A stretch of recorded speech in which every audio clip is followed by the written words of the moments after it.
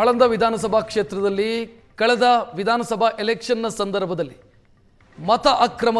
ಚುನಾವಣಾ ಅಕ್ರಮದ ಆರೋಪ ಕೇಳಿಬಂದಿತ್ತು. ಅದರಂತೆ ತನಿಖೆಯಾಗಿತ್ತು. SIT ರಚಿಸಿತ್ತು ಸರ್ಕಾರ.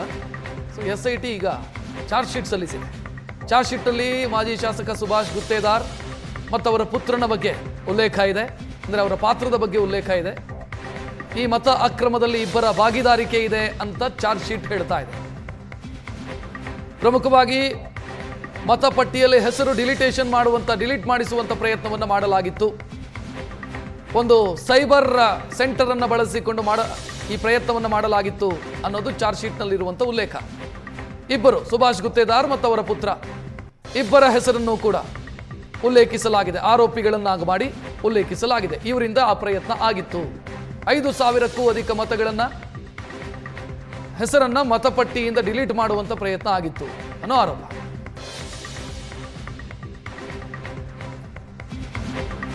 ಇನ್ನು ಈ ವಿಚಾರಕ್ಕೆ ಸಂಬಂಧಿಸಿದಂತೆ ಸುಭಾಷ್ ಗುತ್ತೇದಾರ್ ಅವರ ಪುತ್ರ ಮಾತನಾಡಿದ್ದಾರೆ. ಆಳಂದ ಕ್ಷೇತ್ರದಲ್ಲಿ ಓಟ್ ಚೋರಿ ರಾಜಕೀಯ ಪ್ರೇರಿತ, ಓಟ್ ಚೋರಿ ಮಾಡಿದರೆ ನಮ್ಮ ತಂದೆ ಯಾಕೆ ಸೋಲ್ತಾ ಇದ್ರು ಅಂತ ಹರ್ಷ ಗುತ್ತೇದಾರ್ ಮಾತನಾಡಿದ್ದಾರೆ. ದೆಹಲಿಯಲ್ಲಿ ನಡೆಯುವಂತಹ ಹೋರಾಟಕ್ಕಾಗಿ ಆತುರವಾಗಿ ಚಾರ್ಜ್ ಶೀಟ್ ಮಾಡಿದ್ದಾರೆ. ನ್ಯಾಯಾಲಯದಲ್ಲಿ ನಾವು ಗೆಲ್ತೀವಿ ಅನ್ನುವಂಥ ವಿಶ್ವಾಸ ಇದೆ. ರಾಹುಲ್ ಗಾಂಧಿಗೆ ಹತ್ರ ಆಗಬೇಕು ಅನ್ನೋ ಕಾರಣಕ್ಕಾಗಿ BR ಪಾಟೀಲ್ ಈ ಆರೋಪವನ್ನು ಮಾಡಿರೋದು. ಓಟ್ ಚೋರಿ ಮಾಡಿದ್ರೆ ನಾವು ಗೆಲ್ಲಬೇಕಿತ್ತಲ್ವ, ಯಾಕೆ ಸೋತ್ವಿ ಅಂತ ಅವ್ರು ಪ್ರಶ್ನಿಸಿದ್ದಾರೆ. ಗುತ್ತೇದಾರ್ ಅವರ ಪುತ್ರರು ಮತ್ತು ಯುವ BJP ಮುಖಂಡರಾಗಿರುವಂಥ ಹರ್ಷ ಗುತ್ತೇದಾರ್ ಅವರು ನಮ್ಮ ಜೊತೆ ಇದ್ದಾರೆ. ಏನು ಹೇಳ್ತಾರೆ ಈ ಪ್ರಕರಣದ ಬಗ್ಗೆ ಅನ್ನುವಂಥದ್ದನ್ನು ಕೇಳೋಣ. ಸರ್, ಏನು ಹೇಳಕ್ಕೆ ಬಯಸ್ತೀರಿ? ಚಾರ್ಜ್ ಶೀಟ್ ಅಂತೂ ಸಲ್ಲಿಕೆ ಆಯಿತು. SIT ಅವರು ಸಲ್ಲಿಸಿರುವಂತಹ 22,000 ಪುಟಗಳ ಚಾರ್ಜ್ ಶೀಟ್ನಲ್ಲಿ ಭಾಳ ಸ್ಪಷ್ಟವಾಗಿ ಹೇಳಿದ್ದಾರೆ, ಇದರಲ್ಲಿ ಲೋಪ ಆಗಿದೆ, ತಾವು ಮತ್ತು ತಮ್ಮ ತಂದೆಯವರಿಂದ ಆಗಿದೆ ಅನ್ನೋಂಥದ್ದು. ಇದು ಮೊದಲನೇದಾಗಿ ಈ ಪ್ರಕರಣ ಏನಿದೆ ಕಂಪ್ಲೀಟ್ಲಿ ಫಾಲ್ಸ್ ಆ್ಯಂಡ್ ಫ್ಯಾಬ್ರಿಕೇಟೆಡ್ ಪ್ರಕರಣ. ನಮ್ಮ ತಂದೆಯವರು ಸುಭಾಷ್ ಗುತ್ತೇದಾರ್ ಅವ್ರ ಮೇಲಾಗಲಿ ನನ್ನ ಮೇಲಾಗಲಿ ಇದು BR ಪಾಟೀಲ್ ಅವರು 2023ರಲ್ಲಿ ಕೇಸ್ ಆಗುತ್ತೆ FIR. ಅದು ಆದಮೇಲೆ ಅವರು ಆಯ್ಕೆ ಆಗ್ತಾರೆ. ಓಟ್ ಚೋರಿ ಆಗಿದ್ದರೆ ಅವ್ರು ಹೆಂಗೆ ಆಯ್ಕೆ ಆಗ್ತಾರೆ? ಅವರು ಆಯ್ಕೆ ಆದಮೇಲೆ ಸರ್ಕಾರ ಅವ್ರದ್ದು ಬರುತ್ತೆ, ಅವರು CIDಗೆ ಈ ಪ್ರಕರಣ ಒಪ್ಪಿಸ್ತಾರೆ.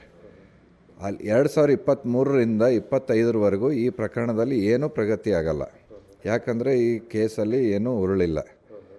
ಆದರೆ ಯಾವಾಗ ರಾಹುಲ್ ಗಾಂಧಿ ಬಿಹಾರ್ ಎಲೆಕ್ಷನ್ ಬರುತ್ತೆ, ಆ ಬಿಹಾರ್ ಎಲೆಕ್ಷನ್ ಸಂಬಂಧ ಒಂದು ನೆರೇಟಿವ್ ಸೃಷ್ಟಿ ಮಾಡಬೇಕು ಅಂತಂದು ಇದು ಓಟ್ ಚೋರಿ ಆಗಿದೆ ಅಂತಂದು ಒಂದು ಪ್ರೆಸ್ ಮೀಟ್ ಮಾಡ್ತಾರೆ.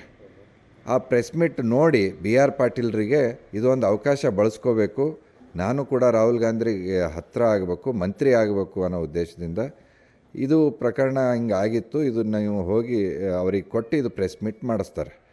ಅವರು ಪ್ರೆಸ್ ಮೀಟ್ ಬಿಹಾರ್ ಎಲೆಕ್ಷನ್ ಸಂದರ್ಭದಲ್ಲೇ ಇದು ಜನರಿಗೆ ಒಂದು ಮಿಸ್ಗೈಡ್ ಮಾಡಬೇಕು, ಇದು ಒಂದು ಹೊಸ ನೆರೇಟಿವ್, ಹೋದ ಲೋಕಸಭಾ ಚುನಾವಣೆಯಲ್ಲಿ ಸಂವಿಧಾನ ಬದಲಾವಣೆ ಮಾಡ್ತಾರೆ ಅಂತನೋ ಒಂದು ನೆರೇಟಿವ್ ಕೊಟ್ಟಿದ್ದರು. ಈಗ